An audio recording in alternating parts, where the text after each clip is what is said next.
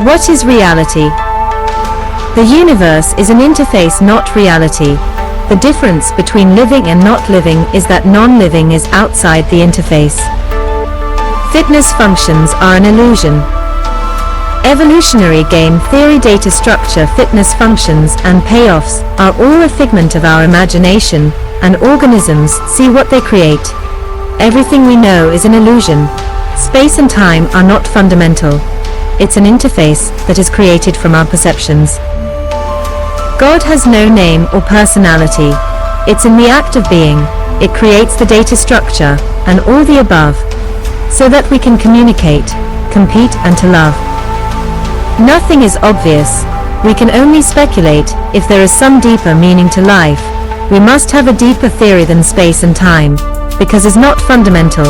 Most things are outside of the interface. Everything is an artifact of the interface. People try to see outside the box, but everything is symbolic within the interface. Humans are portals that we create, and we create what we see. Your face is a data structure that is inside me. I create your face, which is a portal to consciousness. Space and time is a tool that is a dead end, because there are structures beyond space and time. You cannot expand your assumptions. You just feel it. Conscious experiences exists. Consciousness permeates all matter. There is countless consciousness that are synonymous, diverse, or adverse from each other. Humanity is but a drop in an ocean. The first assumptions is that conscious agents exist. The second assumption is that they affect each other. We perceive and create reality on the fly. And when we look away, we delete it, and when we look back, we recreate it. Consciousness is fundamental. Infinite consciousness has no content, it's formless, and the act of being creates our reality. Consciousness creates our brains. It is not the other way around. There is no theory of everything. Just pictures of Lily or different perspectives. Like the nihilist dictate. How we experience chocolate to be delicious. We simply don't know. Language is an interface to the truth, but it is ambiguous. We can't explain how formlessness can create the taste of chocolate. There is no self, just a notion of self. We are extensions of a deeper being that projects the portals so as they can love, compete, and communicate as consciousness tries to work itself out.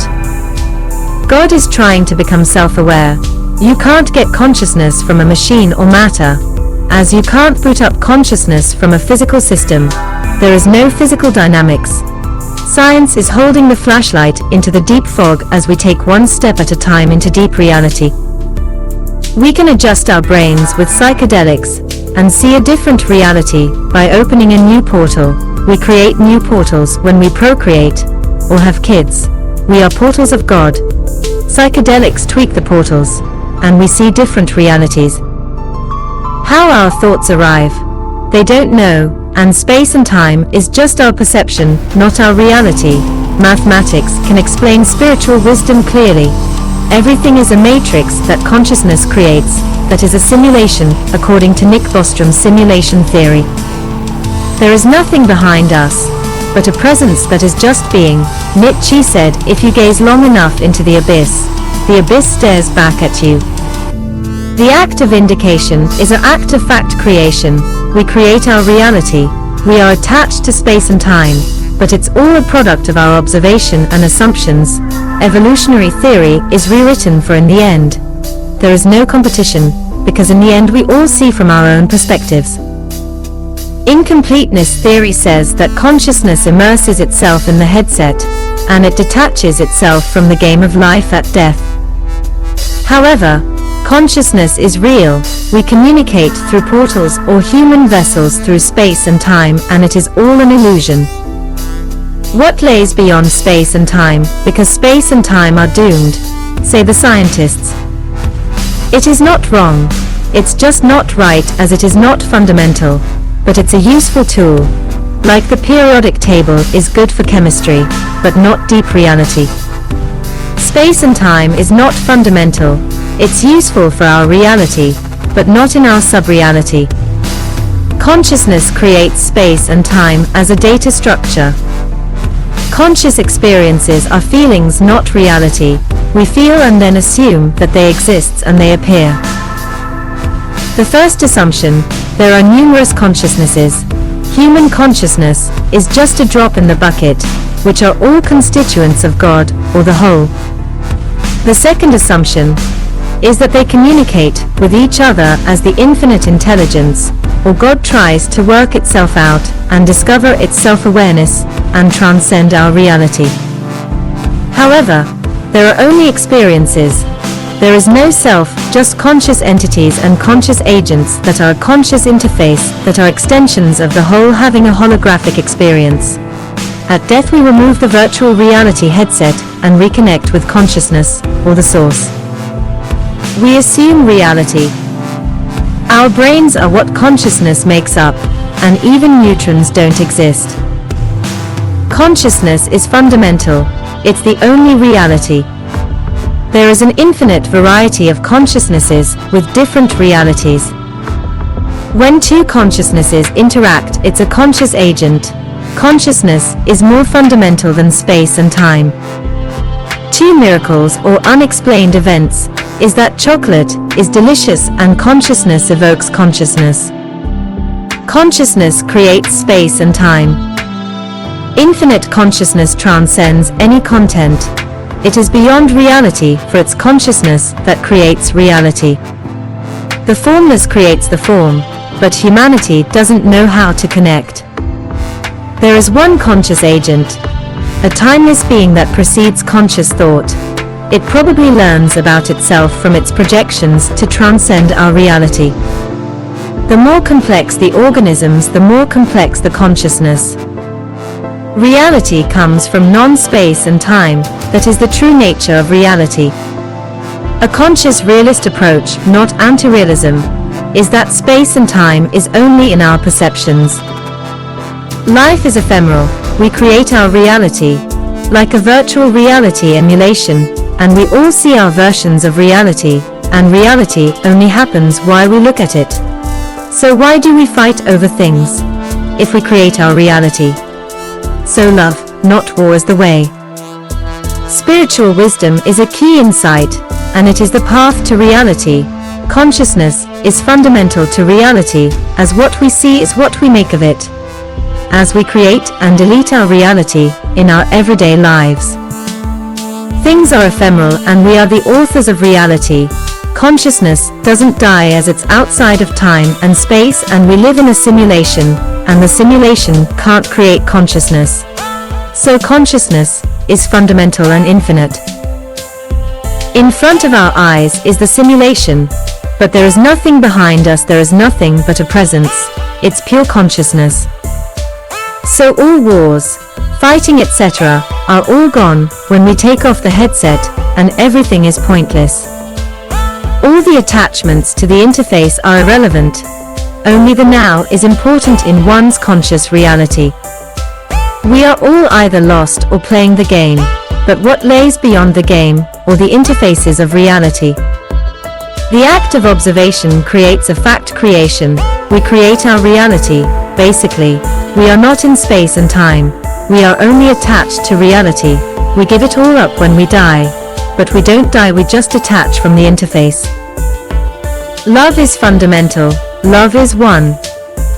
God is being, not a being. So all gods and us are one being. We are all extensions or portions of one God. We are the authors of space and time. The only limits in life is our imagination. The universe is trying to figure out reality through us as it talks to itself as it creates. The mystery is, how do beings come out of being, and why do we create the interface? Consciousness wakes up in realizing what I am not. Consciousness gets lost in the headset, and through life it wakes up to what it is not on its karmic journey from youth to old age. Just below or outside of reality at 10 to the power of minus 33, and at 10 to the power of minus 44 outside the box. Subsequently, because of this, space and time is outdated. The universe, or our observed reality, is not a true sense of the true reality. It's just what we see inside the box. In a nutshell, subparticles and neurons don't exist when they are not being observed, and our reality is an adaptive fiction. It is just what you think that you see, and a contemporary version is that we shouldn't believe that we have the answers, as all theories have gone out the window. Turtles upon turtles ad infinitum. Spirit is beyond conceptual report and beyond conception. So the cream of spiritual wisdom is to be yourself, as the truth is never-ending exploration, like the infinite ordeal of the donkey and the carrot.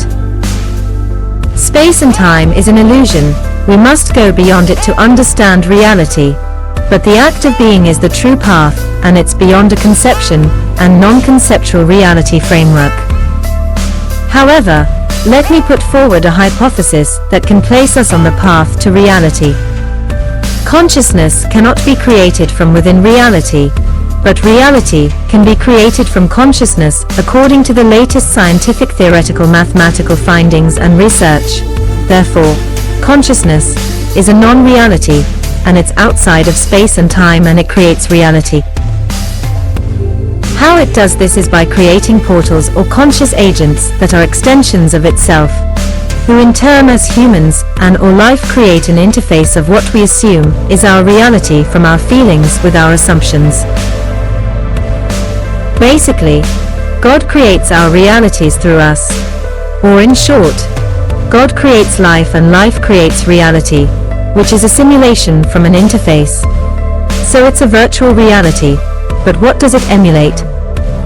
What science doesn't understand is why, not how. And of course we know that.